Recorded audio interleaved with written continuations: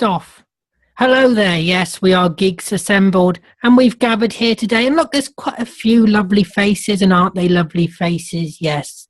And we're here to have a discussion about Willy Wonka and the Chocolate Factory with Gene Wilder. Yes. And I'm going to open the floor by saying, what are our opening thoughts on this, guys? Who wants to go first? Just their opening thoughts, remember. Susan? Lee? Yeah, opening thoughts for this, rewatching it today, is it saddens me that the generation of today are growing up without films like this. Of this ilk, like Willy Wonka, Chitty Chitty Bang Bang, and all them sort of movies. None of this generation now has got a gem of a movie like this to look back on and just enjoy it. It's just a wonderful. I mean, I've grew up with this movie. I have grew up with this. I mean, it was 1970? It was made, so it was the year I was born. So I have actually literally grew up with this movie. It's a wonderful hour and a half of Gene Wilder, of one of his best performances. Yeah, it was 71. 71, was it? Yeah, I was 1 year old. 1 year old? And I enjoyed every minute of it when I was one. Oh, I'm glad. You weren't one, were you, Lee? Come off it. I was never born. No, you were created. Oh, yes. Created by the devil himself. I'm talking about Connor. What's Connor's opening thoughts? This is the better version of Charlie and the Chocolate Factory, because we've since had a Johnny Depp version, in which Johnny Depp just plays Johnny Depp. But Gene Wilder is a legend, and because he passed away last year, this is the one that I most remember him for. You have Blazing Saddles, but Gene Wilder is Willy Wonka. He's so good in this film. He, compared to Johnny Depp, you feel more like it's a magical thing when you're watching Gene Wilder. But as well as being just a great movie and a great story by Roald Dahl, it's a great musical as well, because it's got so many, Pure Imagination is a song that continues to be played today. In fact, it's on a car advert for, I think it's Audi at the moment on TV. Which is weird, because I think it was this morning I heard it. So it's it sort of still resonates with everyone today. It's a great musical, as I said, but great film overall. So it's always been a story with so much magic.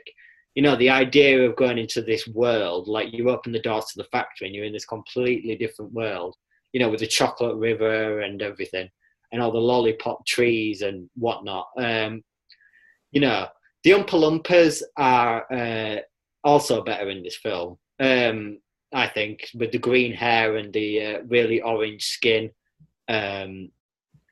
It's just a better look, I think the more simple and more almost out there that they go with it, the better it looks, rather than, just having the same guy as the Oompa Loompas as they did in the 2005 version.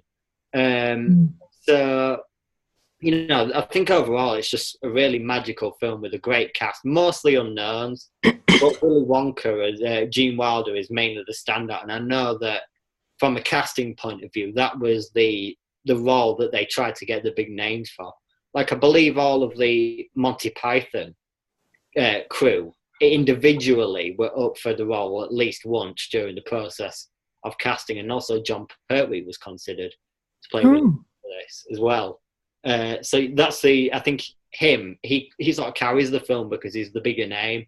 But there's so many great child actors that unfortunately I don't think working today as actors. I think they all sort of either retired or went off and still act, but they do their own thing as well, run businesses or whatever. So it's sort of made a cast, but a cast you never really hear of anymore. But yeah, great child actors as well, and that's something that's really rare these days, I think. So yeah, great film overall. I have to say, I think John Pertwee would have been good in this. I like Gene Wilder, but I think John Pertwee. Well, like I said, because of Monty Python, I think John Cleese would have been the best of them to be Willy Wonka, in my opinion. But maybe he's a bit rash. I'm not too sure really what made them choose against any of the Monty Python or John Pertwee. So, does anybody else want to jump in with their opening thoughts? Yeah, I really I found the movie beautiful and adorable when I was a kid. I've watched it all along my whole life. I'm a fan of Gene Wilder, and I love the music. And the other thing that it's really it really captures me is the how close that they held it to the book by Roald Dahl, because I read the book first. It was a beautiful, beautiful piece of film. And he liked this film, didn't he, Roald Dahl? Didn't he? He didn't like it. Oh. Bang Bang you liked, wasn't it? He adapted it. He adapted it for the screen. Yeah, but he wasn't happy with some of the performance. Yeah. Oh. But the children have been mentioned. Julie Dawn-Cole playing Veruca Salt was an absolute piece of cinema magic. She was the worst spoilt brat you could ever imagine.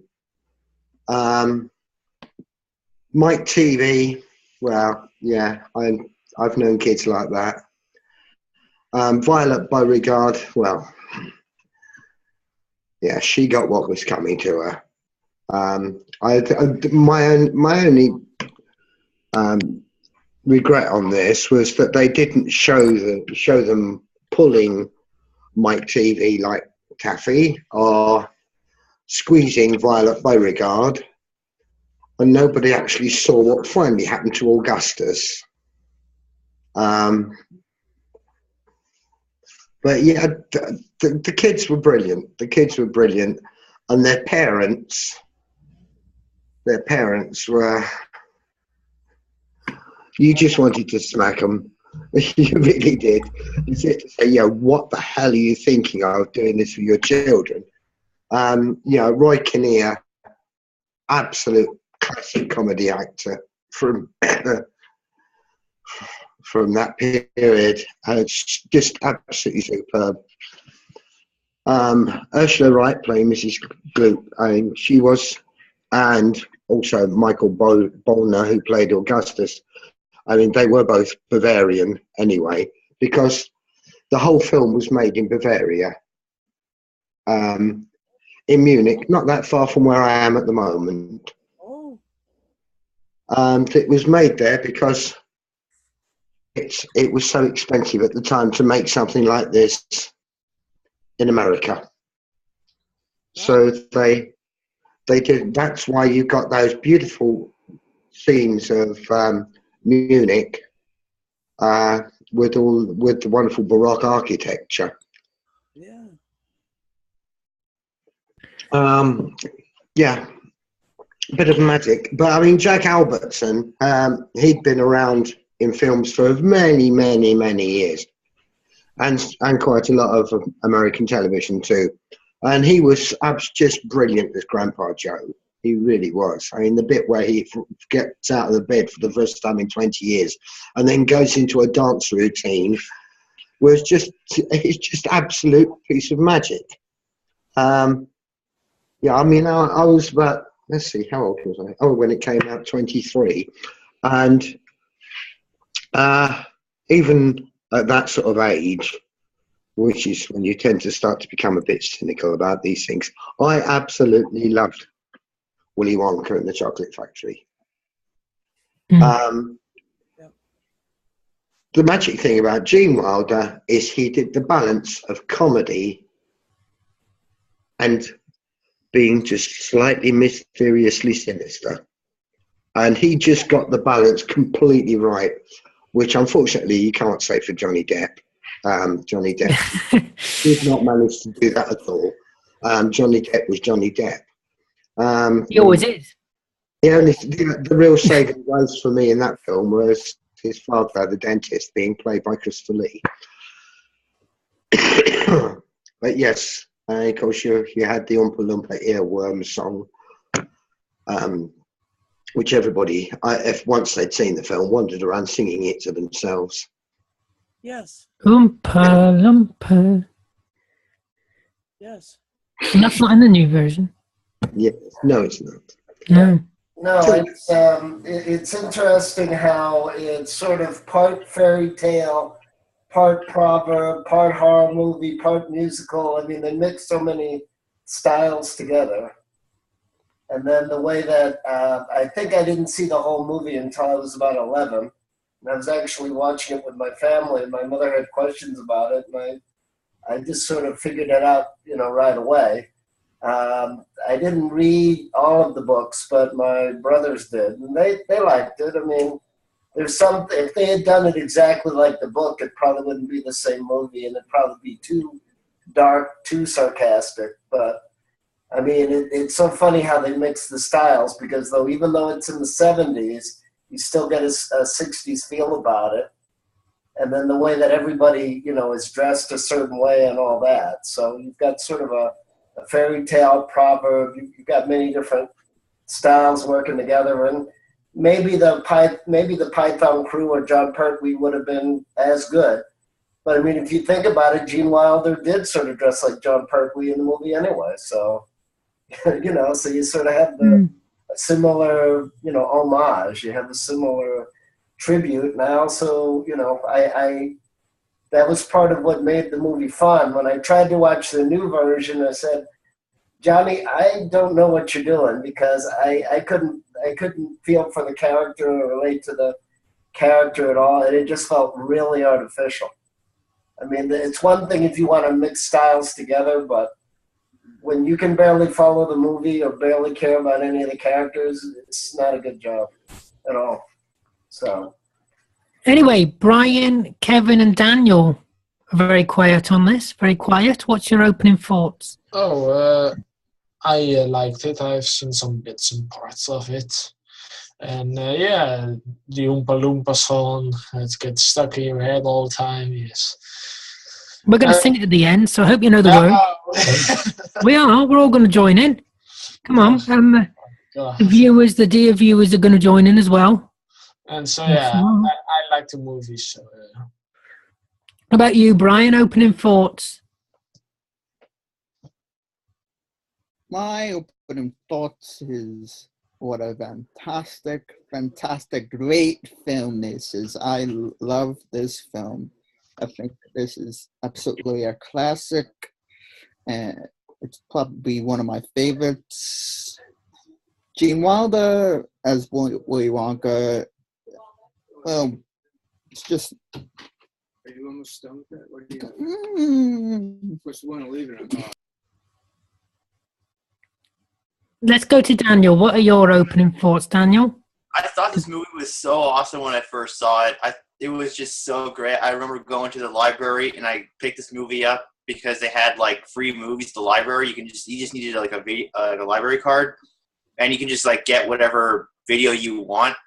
And like, I took it home and I watched it. I love this movie. It was so good, and I thought it was just so awesome. It made me hungry when I watched it because I saw all this chocolate. I saw all this chocolate, this river of chocolate, all this candy on the trees and stuff. It was so good. And you just want to lick it, didn't you? You just want to get in there and lick it. I wanted to get a straw and then just drink all the chocolate in the river. But then when I saw Augustus Gloop fall in, I was like, ew, it's contaminated now. I'm like, gross, man.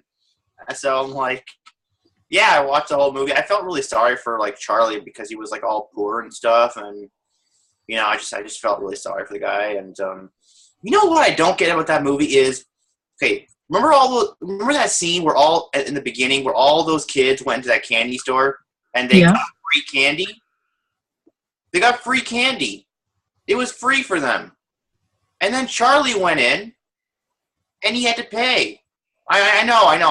That's how you got. That's how you usually do it. But Jesus, like, why did they get free candy? You know, that doesn't make any sense. You know, Perks of an elitist society. If you're rich, yeah? you get what you want. Yeah. Oh yeah. So like, yeah. Okay. So yeah. So I thought that was kind of mean, you know. But That's yeah. life. Yeah, it's life. You know. I mean, that's how it is. You know, unfortunately, and So yeah, it was. I liked this movie. It was good, and like from beginning to end, it was pretty darn solid. And yeah. Is that it? You know what? The last part about the movie, it was like so good. You know when like you said, like the last time, Gene Wilder, he did like a really good balance of comedy and sinister stuff, and like it was really good. You know, I mean, I watched the new one. It sucked. The Charlie and the Chocolate Factory sucked, man. I thought it was like a horrible movie when I saw it. The only part I liked was when that blonde girl was kicking everybody's ass. Remember when you saw Veruca? And she was like, yeah, she was breaking all the boards and kicking everybody's ass. Yeah, we've heard you like that bit. So nice. Calm down, Connor. Take a deep breath, lad. You want some time to yourself, Connor? Let's give Connor some time. Let's go to an ad break. Like, okay. Brian's waving at me. Go ahead, Brian. Did you know that this? Go ahead, Daniel. This movie had a sequel in book form. Yeah, the glass elevator. It did. Yeah, that's never been adapted, but instead they made a crap version of Charlie and the Chocolate Factory with Johnny Depp, and it makes absolutely no sense. Yeah, I wanted to see that movie because I read that book. Well, you know, I read that book in school, and I think it was at public school, and oh my God, that was a good. It was like the elevator for some reason crashed into like Charlie's house, and then they got all the people, they crashed into Charlie's house, and then they moved all the family into the elevator. Yeah, they moved all the family into the elevator, and then they moved the elevator back to the factory, and then I never knew this. They go to the White House as well, though. Yeah, I don't know how they got. Let's not go into that, Connor. Yes. I don't know how they got the bed into the elevator as well with the grandparents, but they did in the book. Yeah. Really? Oh God. I really wanted to see an action of that. Yeah, did you know? Oh, sorry. I said, if I remember rightly, the elevator ended up going up onto the moon or something. To the moon? Something like that, yeah. Flipping heck. They must have been dead by the time they got there. No, it was the Great. Is that how it ends? They'll die at the end. Well, they would be. For a start, gravity would kill them. And then it would take so long. And if they're going really fast, they'll die from, what do you call it? Force of it. We won't go into that. Are we Jedi or something? Huh? Are we Jedi or something? The Force? What are you talking about? Let's go back to Brian, because Brian was speaking until his dad came in. Go ahead, Brian. Yep, I'm sorry, I'm back. We're sorry you're back too. I'm only joking. Carry on. But my thoughts on this film was, like I said before, I loved it. It was a classic. I thought the story was just brilliant. Gene Wilder as Willy Wonka is just, well, Gene Wilder. And I think there's no other Willy Wonka that could pull off Willy Wonka. I think Gene Wilder, it was Willy Wonka. Yeah. Johnny Depp, not so much. And I heard that they're going to make a new adaptation of Willy Wonka with a new guy playing Willy Wonka. So it's going to be who's going to play Willy Wonka in that? I have no idea. All I know is they're gonna do another remake with a new guy. Oh no! But in any case, I do like this film. I think it's just one of the best, like a classic, and it's the best. So I think my favorite part about the film is the Pure Imagination song. Oh, you like that one? Yeah. Yes, some people most would think it would be Oompa Loompa, but I like. Oompa. No, I don't like. I mean, that Loompa Loompa is good too, but I like Pure Imagination.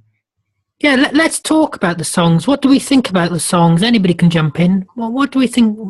What's your favourite song in this? Well, What's like your I said, favourite? it's just a really good musical. You know, it's like Oliver or Les Mis. Well, it's not as like evocative as Les Miserables, but That's quite powerful. That one. It's not. Yeah.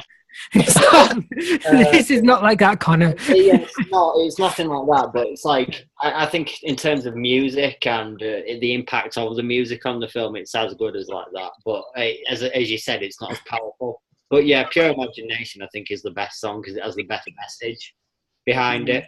And that's the one that, Oompa Loompa is remembered, but Sticks in your head, that one. Loompa. But Yeah. Pure Imagination is the one that you still hear because it fits in so well with everything, because it's such a great song. So yeah, it's such a great music. Yeah. Do we know why only one kid got a chance to sing a song when none of the others did?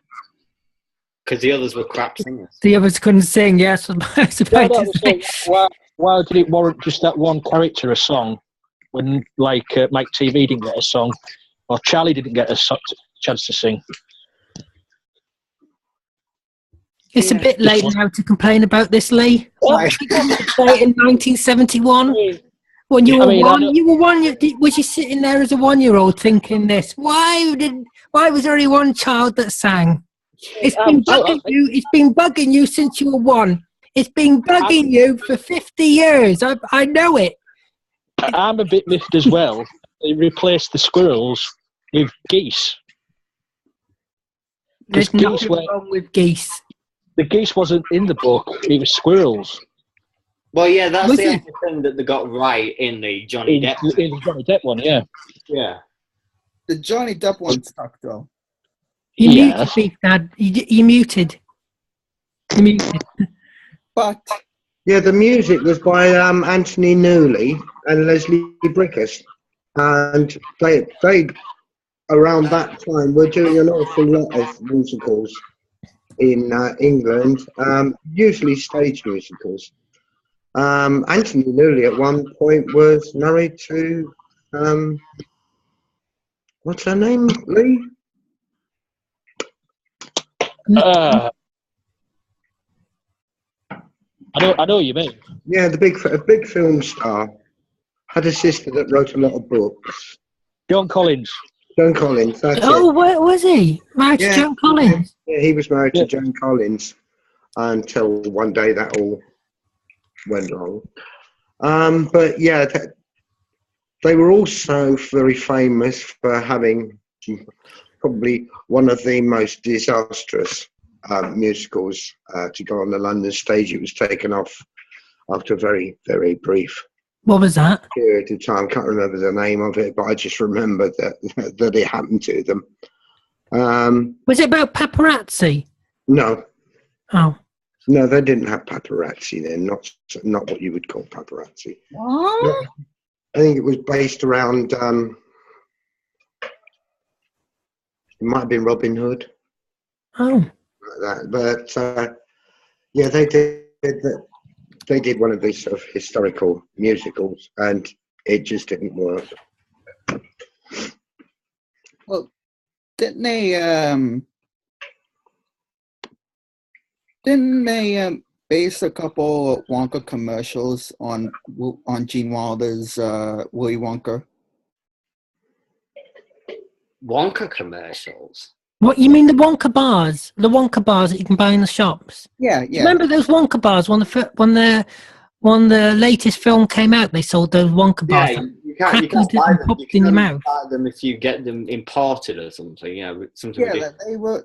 there was like these commercials, and it was all animated, and the animated Willy Wonka kind of looked like Gene Wilder's version of Willy Wonka. Because he's the best. But let's go back to songs. What's Susan's favourite song or least favourite song? Because Susan, you've been a bit quiet on the songs front. Oh, I really, I don't have a favorite. I enjoyed the music wholesale. I really did. It was all great. It was pretty fun to have a musical interlude every so often. Yes, it's like Frozen. No, Frozen. Oh, for God's sake. Frozen sucks. Brian, you wait till after the cast. We are having words. Dear viewers, if you never see Brian again, then he dissed Frozen, that's why. So what? It's a bad movie. What about, we're not talking about Frozen anyway. Let it go, Brian. Let it go. You let it go. What about Kevin? Do you have any favourite songs, Kevin? I don't think you've said. Pure Imagination. That's one of Yeah. So yeah, that's it. Wait, The Candyman can as well. That's a brilliant song. It's the Candyman can. Yeah, that's a brilliant song. what about Alex and Daniel? They've been very quiet on this. I mean, of course, there was two songs that still live on, The Candyman and Pure Imagination. And I don't know if they started the Wonka, chocolate after the Roald Dahl book or the movie. But like I said, I really saw the whole movie when I was 12, so that's a little far back. But I mean, they still have. I'm still able to go into some stores around here and see, items with the Wonka, the way they wrote it, even in the movie, with the printing and the big W and all that. So, it still lives on. It still lives on. What does Daniel think about the songs? Have you said yet, Daniel? I can't remember who we've been to. I like the songs. They're pretty cool, and yeah, they were pretty good. I liked them. Yeah, because they're a big part of this film. They're a big part of it, and they add a lot to it. It is a brilliant film. But what's our favourite moments? Our favourite scenes? What's to jump in? The last bit where Gene Wilder sort of turns a bit sinister, as Beef Dad alluded to, where he sort of almost unveils himself as a con man rather than this big hero that they all imagined he would be. And then he sort of turns himself around and decides to do the right thing by Charlie, because Charlie rightfully won the prize at the end. That's sort of the best bit, and I think that's the bit that really sort of makes the movie more than just a magical fantasy sort of adventure. Yeah, I've already mentioned that I love the bit where Granddad gets out of bed and goes into a sing and dance routine, which he sings with Charlie. I've got a golden ticket, and that number is brilliant. The dancing is brilliant, and it's just so it just lifts you up so much. That is the magic moment for me. That just really lifts you up.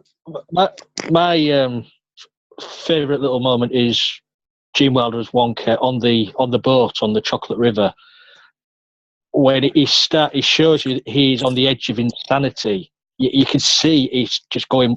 Gene Wilder is going wilder, on just losing it, and the fear on the passengers' faces. That just to me is brilliant acting. That, and as Connor says, at the end where he's angry at Charlie and for drinking the lemonade and stuff like that, and it's just such a way Gene Wilder is on the verge of being a madman in this, and it is a very dark book, And when you look at it, the movie is very dark.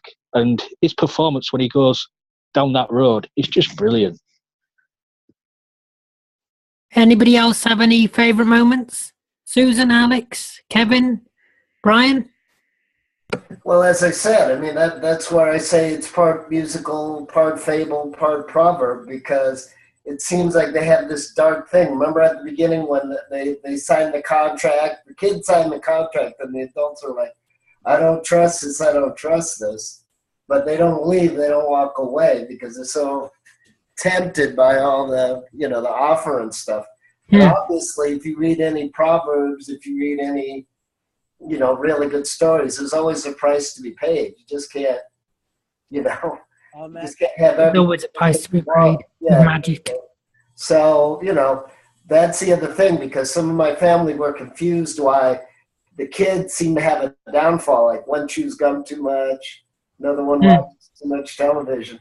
And it's not bad in and of itself. It's just the way they abused it. It became, sort of a distinguishing trademark, and they didn't seem to have the brain to say, I need to take a break. I need to, do something else. So you kind of wonder a little bit about that, but that's what I think. But what about Susan's favourite moments? I think my favorite moment was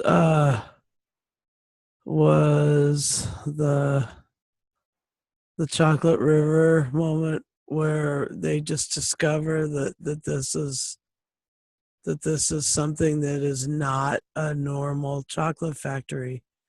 It's like this has none of the hallmarks of a factory at all. It's sort of an organic animal, this factory. It's not a it doesn't have a conveyor belt. There's no great open room that's like full of it's just different. It's so different. So that was interesting. What about Daniel? We've been to Daniel yet? Oh yeah, sorry about that. Yeah. Well, could you repeat the question? Oh no, just favorite moments. Just if you got any favorite moments. Yeah. Well, I like the part where. Well, I don't know. I like the whole movie. I don't really have any favorite moments, really. Yeah, that's fine. If you like the whole movie, that's fine. Yeah. Oh, did you know that there was supposed to be a sequel? A Charlie in a Glass Elevator was supposed to have a movie sequel, but the guy who wrote it was so disappointed. He was so disappointed with the Willy Wonka and the Chocolate Factory that he said no, they can't make a sequel. What, this film? He was so disappointed with this film. Yeah. Oh. But it was a cinematic flop. Yeah, I can't believe that. Because it's such a classic now. You can't believe some of these classic films were once flops. Well, to be honest, if you think about it, because of Hollywood is so different now. You have films these days make $2 billion. Like those days, you're never going to get a film that makes $2 billion. You could have. Yeah, but money was different then. Currency was different values and different prices. Yeah, I don't think I think the highest grossing movie of all time is Avatar, and that's something like $2 billion. And you've got Titanic, and they were all made after this. It's Gone with the Wind. Yeah, I think Avatar is definitely. No, it was Gone with the Wind. Well, is it? It made like $4 billion in today's money. Honest to Christ, it's not. It's the best movie. I thought it was Avatar. No, it's the biggest grossing You need to ever. scrub up on your facts, lad. I mean, no, I'm sorry, guys. Sorry to jump in. In terms of the most seen movie, yeah, it is Gone with the Wind. In terms of the most recent biggest grossing movie, yeah, it is Avatar. But in terms of overall, from like the 1940s to now, remember TV as well, then it is Gone with the Wind. Because remember, that was played a lot, in the 70s and the 80s too. So. Yeah, so anyway, the point I was making is because money's different, But a flop in those days might not necessarily be a flop these days. You know, it's sort of like it's just the changing of Hollywood and the way that they measure their money, or the way that what they consider a flop to be. You know, I think it's all a matter of different perceptions as well. Like something that can be a flop to the people can be a success to the studios. Right. When they commission a sequel or whatever. I think it's all different. I don't think there's one solid definition of what a flop is. Yeah. Well, right. That part I agree, Connor. But remember, too, that we're talking about a 40, 46, 47-year-old movie right now. So obviously somebody liked it, even if the studio didn't, you know? Yeah. So, This film wouldn't be in cinemas today because it's not a superhero film, or it's not Star Wars. And if it ain't a superhero film, then it doesn't come into cinema. right. Exactly. You've got a good grasp of Hollywood now. Yes, yeah. I've slowly learned it, Connor. I've slowly learned how they work. Just learn that superheroes saturate the market, and everything else that is remotely good gets pushed aside. Yeah. What about favourite characters or performances? I mean, got to be Gene Wilder, isn't it? Yeah, I think Come on. But Roy, yeah. I Grandad. absolutely, yeah, Roy Kinnear was good as what's his face. It was just the way his looks to Gene Wilder when they were talking and all of that. It's brilliant. it is actually remarkable how much Roy Kinnear looks like Rory Kinnear, being Well, that's father and because son. he's dad, yeah, father and son. You know, like, nowadays. God. Well, I knew that. But no, the point I was trying to make is that, like, Rory Kinnear now looks a lot like his father. So it's sort of like, you know, Sean Pertwee with John. You know, it's a father and son sort of thing. It's nice to see. See you, Brian. Brian has to go. See you, Brian. Have a good time in the library. It's not the library, it's a restaurant. Oh, restaurant. Okay. Have a good time at the restaurant. Bye, guys. See ya. For the casts. Now, what were we talking about? Who was that? I had no idea who that was. About what No thing- idea. Who was he? Where did we find him? Did someone just let him in for the warmth? We're talking about favorite characters. Yeah, favourite characters. Thank you, Alex. I'm glad someone's paying attention. Yeah, I mean, like I said, every year that I've watched this movie, I like different parts of it. I'd say I like the English guy. I'd say I like Willy Wonka. And if you notice parts of the movie where he kind of whispers to Kinnear, you know, about Candy is Dandy and all that other, you know, stuff. Licorice quicker. So, yeah, and then, what is it? Albertson was good. Yeah, so, I mean, but like I said, it's also the way that they, you know, play together, too. So that, you know, that makes the movie enjoyable and relatable. Does anybody else want to say their favourite characters? Aubrey Woods was good as well as the shop owner. Hmm. Who later appeared in Day of the Daleks as the controller. That's right. Oh. Actually, no, they'd been the same year. Could have been the same year. I love Day of the Daleks. Was 72. And of course, a sort of a little noticed cameo in it. Veruca Salt's mother, played by Pat Coombs, who was one of the stars of comedy television in the UK for many, many years with, you know, she worked with all the greats, Benny Hill, just everybody. She was a sort of straight woman, absolutely superb. It was a shame that there wasn't more of her. But yeah, my favourite character has got to be Grandpa. Yeah. Yeah, right age group. You can relate to him. Absolutely. You've got to have someone you can relate to in the film, no matter what age you are. No. Originally, when I first saw it, I related very much to Veruca Salt.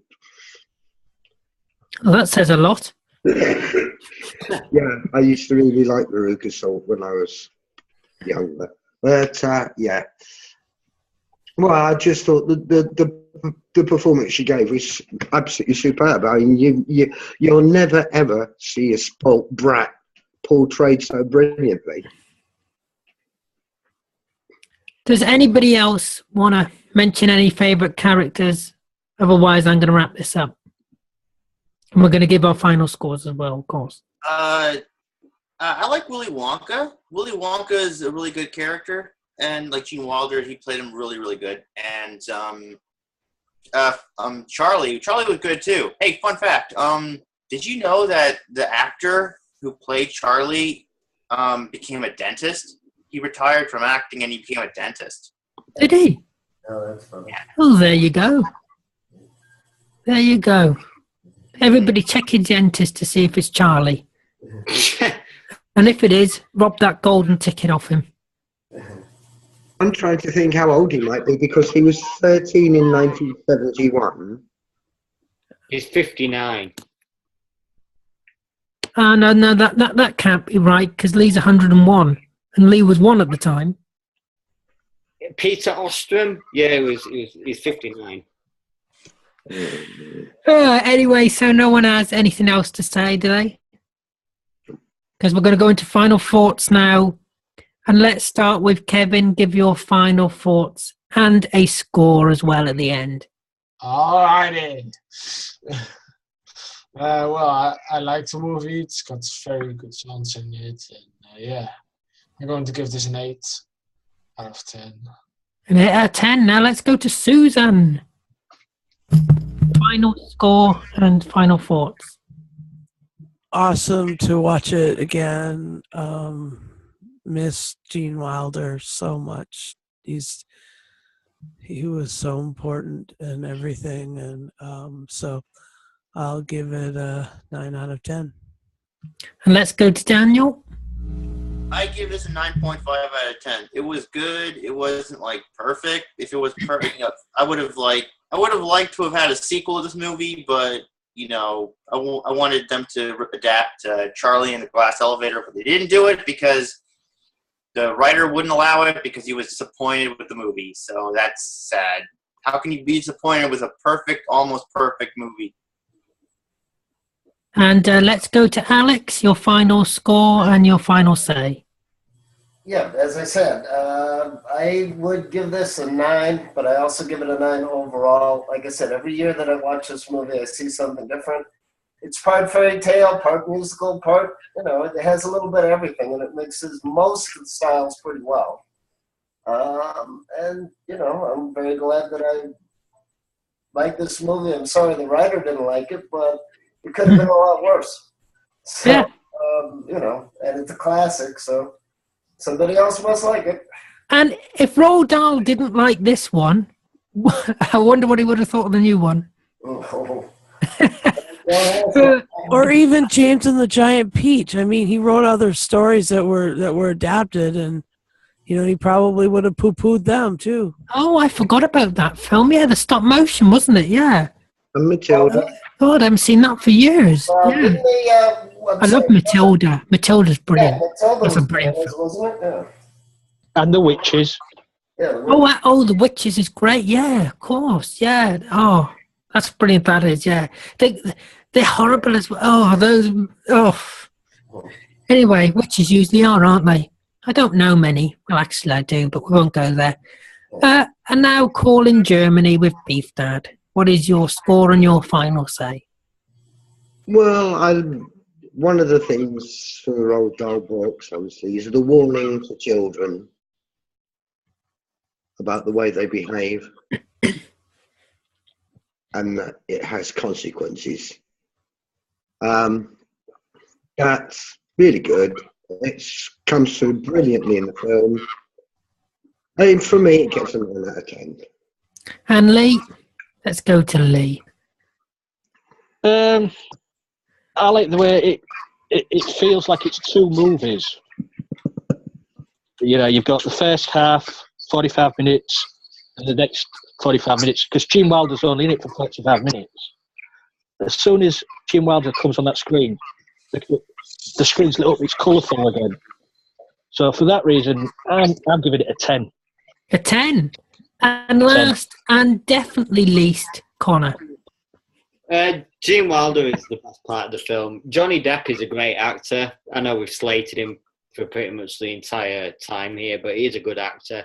Just wrong kind of quirky for Willy Wonka. Overall, I'll give this film a 7.5 out of 10. Yeah, I think I'm going to give it a 9 because I've seen this film quite a few times over the years, and it is magical. The songs are great. The lumpa, it just sticks in your head. It's far better than the Johnny Depp version, which, to be honest, it isn't that terrible. It's not that terrible, but this is far superior to it. And Gene Wilder, you just can't beat him, really, can you? He's just the best Willy Wonka. And Brian says there's going to be a new version, but nobody will beat Gene Wilder, really, as Willy Wonka. He is Willy Wonka.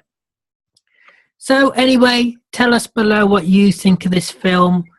And don't forget to hit that subscribe button and look after yourself. Take care, and we'll see you next time.